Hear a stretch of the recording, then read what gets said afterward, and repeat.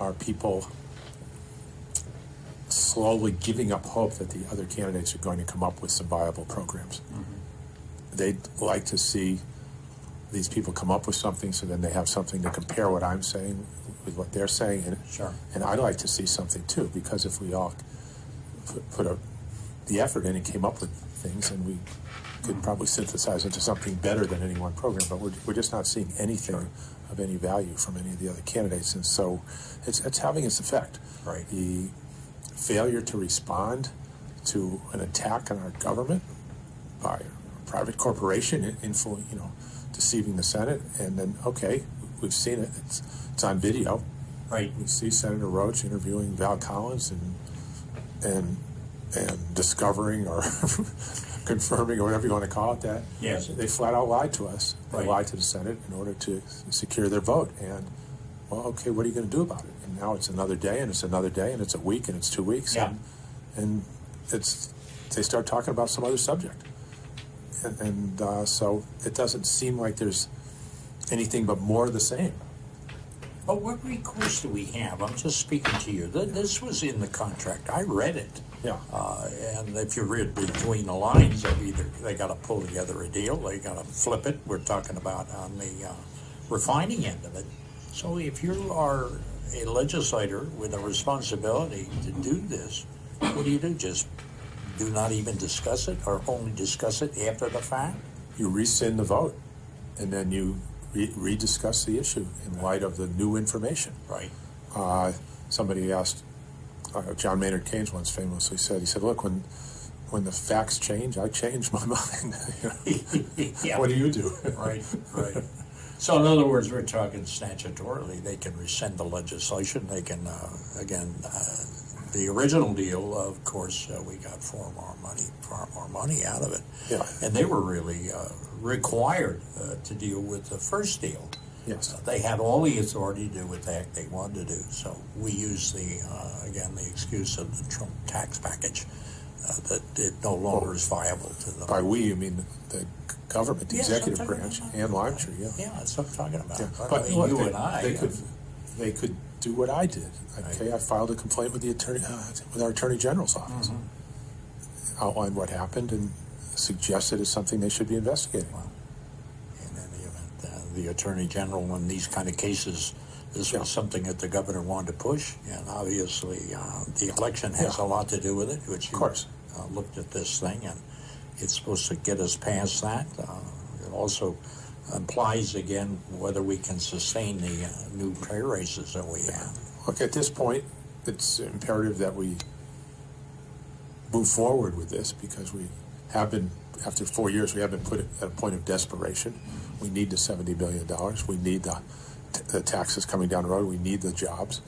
But at the same time, we can't just sit idly by while somebody does this to our government, to our whole process. Right. And so we're waiting to see what they're going to come up with, and they're acting as if it never happened. Yeah.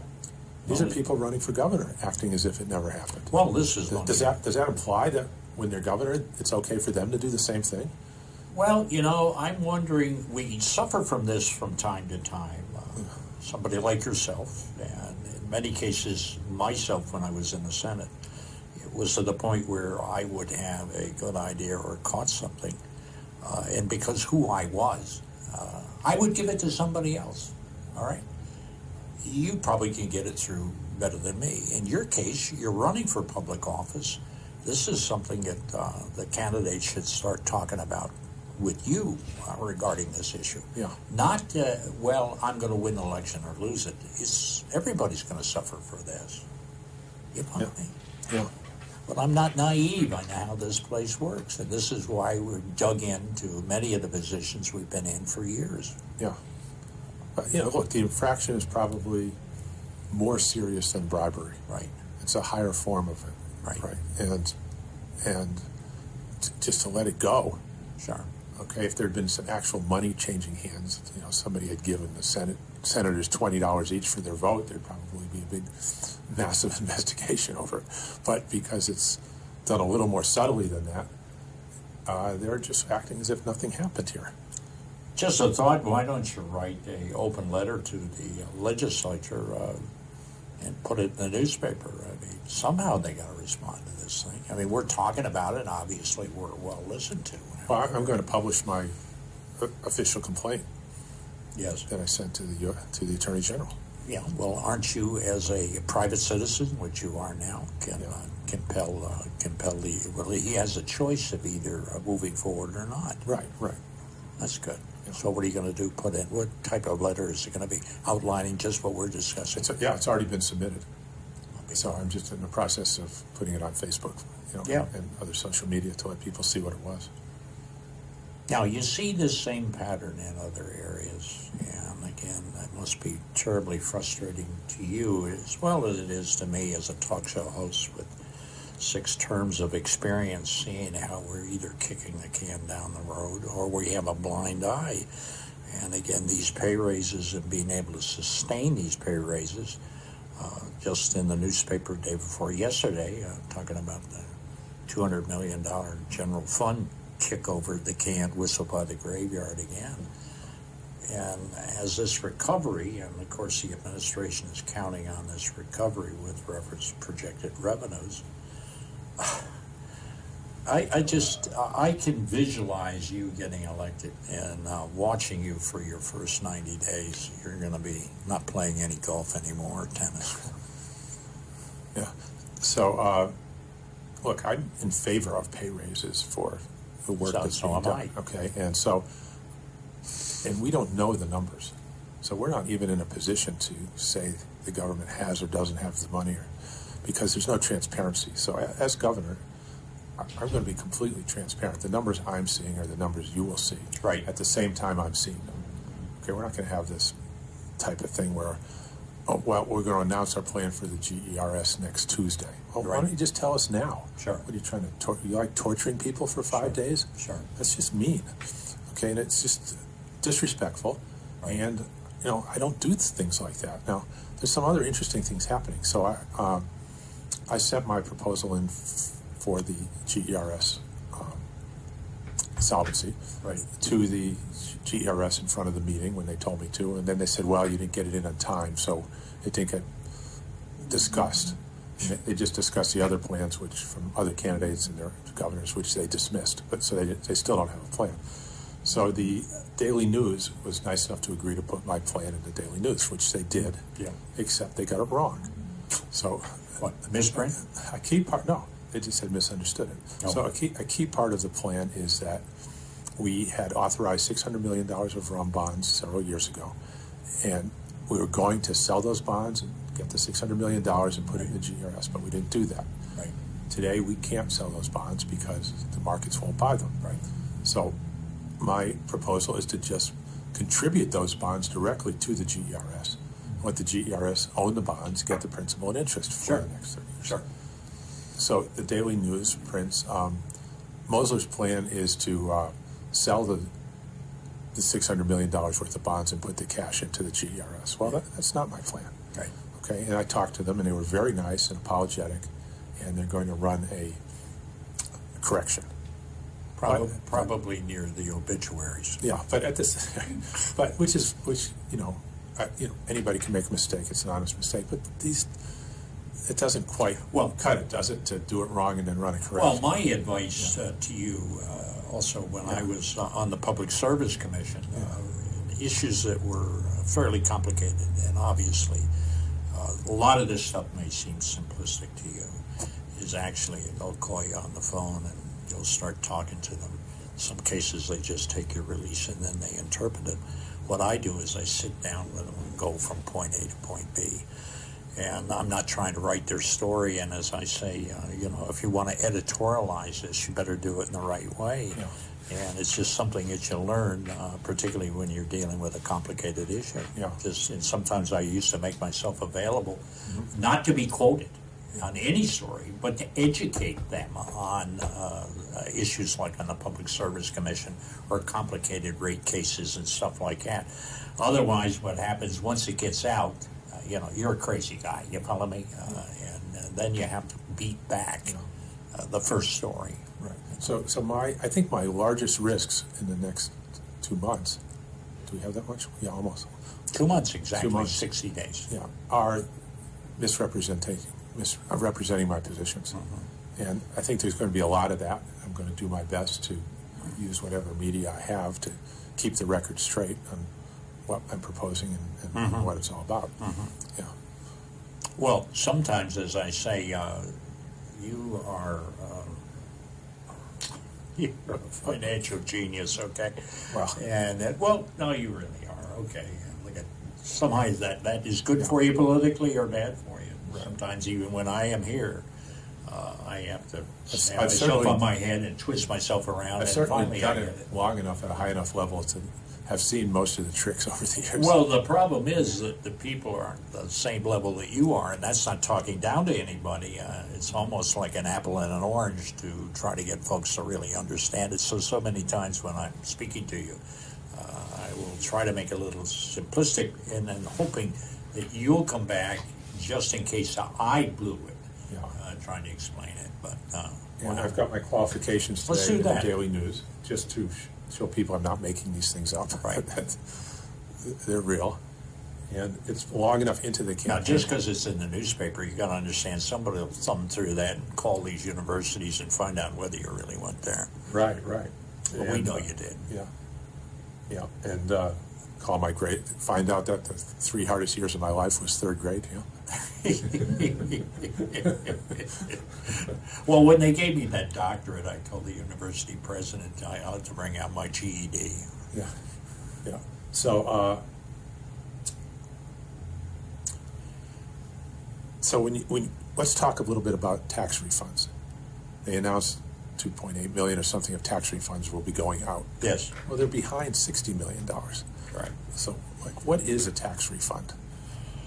Sure. And here's a tax refund is like getting your change at the grocery store. Yeah. So if you buy $15 worth of groceries and you give them a $20 bill, Yeah.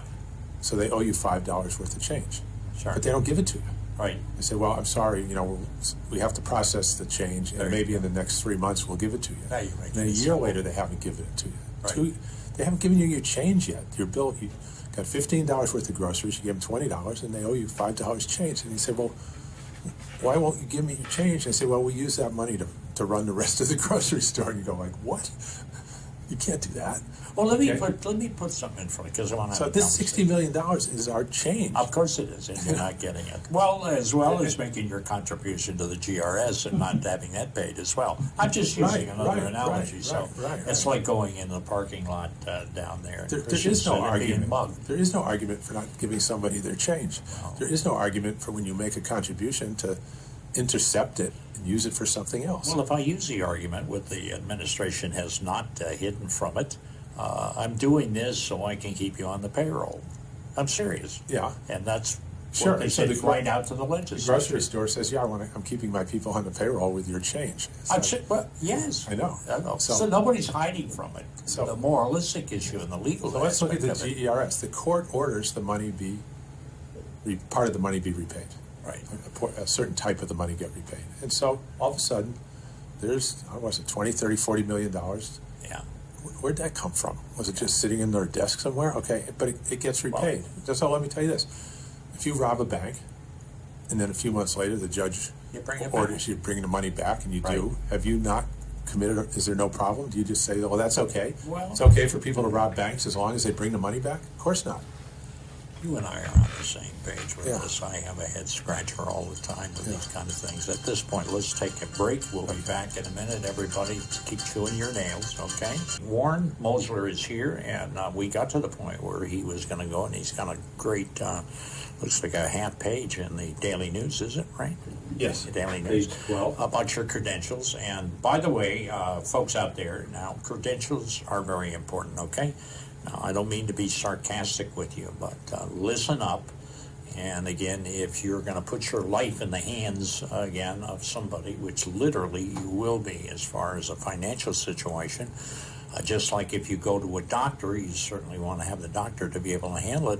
And then what you do is you compare them with the other qualifications. We're not talking about the buzzwords. We're not talking about the sound bites. We're talking about somebody who thinks and has the qualifications at a time in our history that we either seize the moment or we are not going to be a Virgin Islands that we would want to stay in.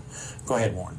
Okay, so I just want to point out that first I put out all my proposals and defended, supported them on radio, in person, Right. and all kinds of forums.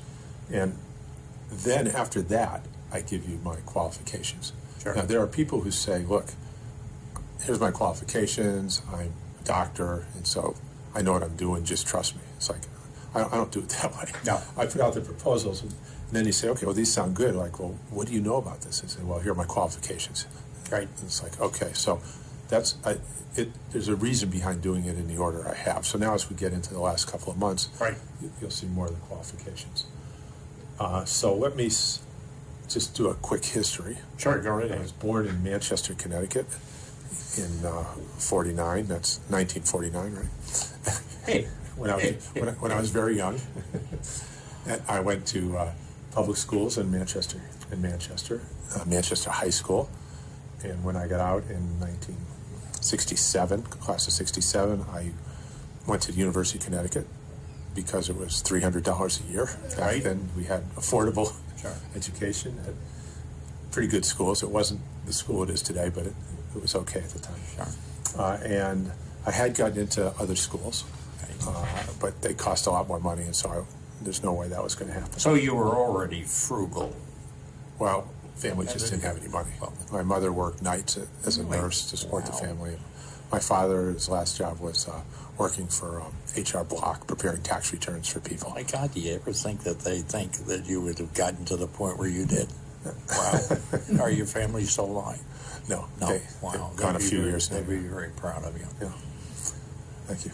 So I then went to the University of Connecticut, started off in engineering. Yes. I got a small engineering scholarship. They gave me a slide rule, and I think it was $1,000 or something for. Right. And I still have that slide rule because it's wrong. When you measure the scales, like you multiply 2 times 2, it comes out like 4.1. Really? Yeah, it's a K&A slide rule. It's probably the only one they made that had some kind of factory flaw in it. Well, it's So- a collector's item. You probably know Yeah. you could probably sell it. Yeah, and but engineering turned out to be too hard for me. I had a 1.8 average, and I had trouble staying awake in Right. class. And I took an economics class, and the professor puts a graph on the board. If the price goes up, you sell less, the quantity goes down. It was a big class, 500 people, and about 50 hands go up, and they go, "Is there going to be a lot of math in this class?" He said, "No, but you'll have to understand a simple graph like this." About 100 people got up and walked out, so I knew I was in the right place. I could handle this, so I got my grades up to about a 2.5, about a C average. Not bad. Graduated. Started looking for a job. It was 1971. I didn't know it at the time, but we were in a recession. I'd go into an employer, and he'd say, "I don't know why we're even talking. We're laying people off." And so I went down to Florida, got a job working as a swimming pool attendant, putting mats out for people who would flip me a quarter if they thought I could put the umbrella in the right place. And I was living on $30 or $40 a week, and they let me stay in the mat room. Probably the best part of your life. It was it was memorable, and came back up, and 2 years later or so I got a job in a bank. The economy had improved a little bit, and I was making $140 a week, and I was in the personal loan department. They had me collecting personal loans that were overdue. Oh my God! so I that would hate to have you calling me in the middle of the night. Yeah. One thing that I did realize, though, is that is a basis for lending.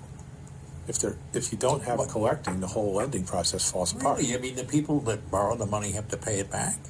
Right, but without the collection I side, understand. the rest of it falls apart. The moral hazard comes into play. Okay, and I don't think people realize that is what sustains Well, it. that's what- And it came out. The same principle came out later when I was thinking about what is the currency, what is the dollar. It boils down to just being a tax credit. It's the thing you need to pay taxes in the whole system of our life in the U.S. and any other country with a currency rests on their ability to enforce taxes. If you can't enforce taxes, everything falls apart. Sure. And it's not obvious that that's what's the glue that's holding the whole social fabric together is the ability to collect taxes. It seems improbable at first, but when you drill down into it, and that's what's at the bottom of it all. Well, how about collecting it and not paying refunds? Yeah, that too. So at my first job, it just was in my face of how important it is for the entire banking system. Did you thrive trillions on of that? dollars. Did you enjoy collecting money? I did. Were you good at it? I was pretty good at it. Yeah. And I worked with people to hopefully make them feel good about it. But you didn't have many friends. Who I was collecting for. Yes, that's what I mean. Well, I worked things out with people. Yeah, I understand. People who had borrowed money, we'd make payments, or That's called we had a woman who had borrowed money for false teeth, and she hadn't made her payments. And they sent me out to collect it. So I suggested, well, how about if we just hold your teeth for you for a while, and then you can have them as you make your payments. And you're a perfect fit for being a governor, sir. And she said, I'd rather just keep them. How about if I just start making the payments? I said, well, that's even better. Sure, we'll be happy to do that. So I was always polite and diplomatic. Well, not only that, if her teeth were out, when you were calling her, she would mumble. You wouldn't be able to understand what she was saying. It's pretty hard to talk without teeth. Plus, you and I take another break. We're going to be back in a minute. So if you would continue on. So I was at this savings bank. Right. Collecting loans, and there was a small motel in town, 45 or 50 rooms that went out of business. People couldn't pay, and they left. Fiano's Motor Inn. And so they sent me over to run it and turn it around, right? Because they had to have somebody over there. They didn't know what to do. And so I went over there, and previous owners had left, taken the light bulbs out, the whole thing. So toilet seats. Yeah. So first thing I did was I got the employees that we had and started talking to them, got organized to see what it was all about, what we had to do. I didn't know anything about running a motel. And it comes back to what I was telling you before, that one of our famous leaders once said, you have to fight with the army you got. Right. Okay. And so I've always, now I can see back when I was 25 or 6 years old, that's how I was back then, that's how I am now. I took the people I had, and then we reorganized ourselves after speaking with them what they could do, couldn't do, how they'd like to do things, and so we got our hotel services performed. I also looked at the hotel, and I looked at our total expenses, and their occupancy was very low, and I realized that if we could rent out half the rooms at $49 a week, $7 a night, we would break even. Wow. And then any other business we got on top of that would be a little bit of profit. So I put that in place, and we did that. And we started making a few $1,000s a month, and they found a buyer and sold the place at a good price, and they were happy. And then I came back, and soon after that, they put me in charge of investments. And so, and again, it wasn't much money. It was about $175 a week. But I went up from 140. Yeah, 140, and I eventually I got up to 200 before I left. But the important thing for all you people going into business is to put yourself in a position where you can show them what you can do. Right. Once you've done that, if it's good, people, you will advance. Right. And I'm not saying 100% of the time, but 99% of the time, I think that's how most people have gotten their start. They've been given a chance to show what they can do, and it turned out to be pretty good. So when I look at coming into the government, I see the same type of thing. I don't come in and ask for resignations from all the exempt personnel or something like that. That's not what I do. I go in and I look at everybody we have, talk to as many of the people we have, see what they're doing, see how things are running. A lot of them might have, I know they do, have ideas on how things could be different that they haven't been allowed to do. I know we've got, just from reading about it, I haven't been over there, but Motor Vehicles Department has apparently completely turned itself around under Mr. Olive, and now everybody says the service is good. You go in there, best practices, right? We do that and see what they did right and see if we can do it everywhere else. Sure. And so I'm not that kind of CEO that came in and just swings the axe and changes everything. I'm going to be working with what we have. So there's some hope for me? Yeah. Well, there are limits to this policy. Oh, boy. Just remember, I'm not a Trump Republican, okay? Yeah. Okay. Well, that's to your favor for sure. Oh, boy, it is now. Especially after the latest things have come out. God. Okay, so Gotta so speed moving it up on. a So little bit, yeah. while I was in investments in the bank, I talked to people who sold investments, people from Merrill Lynch, people from Beige, people from Bankers Trust in New York, and they recognized that more than I did probably, they saw in me that I was the kind of person they wanted, and the person who ran the Beige office, institutional sales office in Hartford, hired me to come out to work with him at Beige. Wow. And I was there for not very long because he left, and I went, while I was there, after he left, the person I met, Jay Pomerantz from Bankers Trust in New York, Sure. which was a top primary dealer at the time in New York, on Wall Street, 16 Wall Street. He called me and said, I need somebody in our Ginnie Mae department. Those were mortgage-backed securities. Sure. Things you might now today known as derivatives when they were first getting started. And he wanted to know if I'd come out and work with him. I'd be vice president of sales and trading. I had done exactly 3 very small transactions in these securities in my entire year and a half. And I wound up going out there and taking the job because he wanted me to work Right. with him. Sure. And from there, one of my clients was at William Blair and Company. This was 2 years later.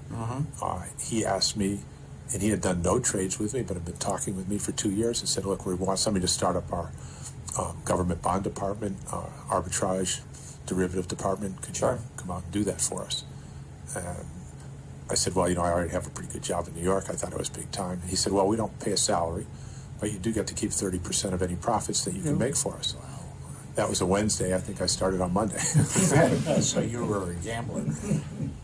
No, Yeah. you could see it because Yeah. you knew what your ability was. So. Yeah, and then that was 1978. Right. And that company, I started a new company with them in 1982, which still exists, and that's the company that I'm still associated with. And Right. I started it in Chicago with William Blair as a partner, again working together, cooperative ventures, and moved it to Florida, and it's still there, it's still in West Palm Beach. And then I moved from Florida. Personally, I turned it over after running it for 15 years. We were the number one, what they call fixed income bonds investment company. We had over $3.5 billion, over $3 billion of investments in the company of investor money. We did not have a losing trade for the 15 years that I ran the company, which is a pretty good record. We had the highest risk-adjusted returns of any this type of investment company. So I don't want to ask you how much money you made there, but you probably did very well. Yeah, I made. Yeah.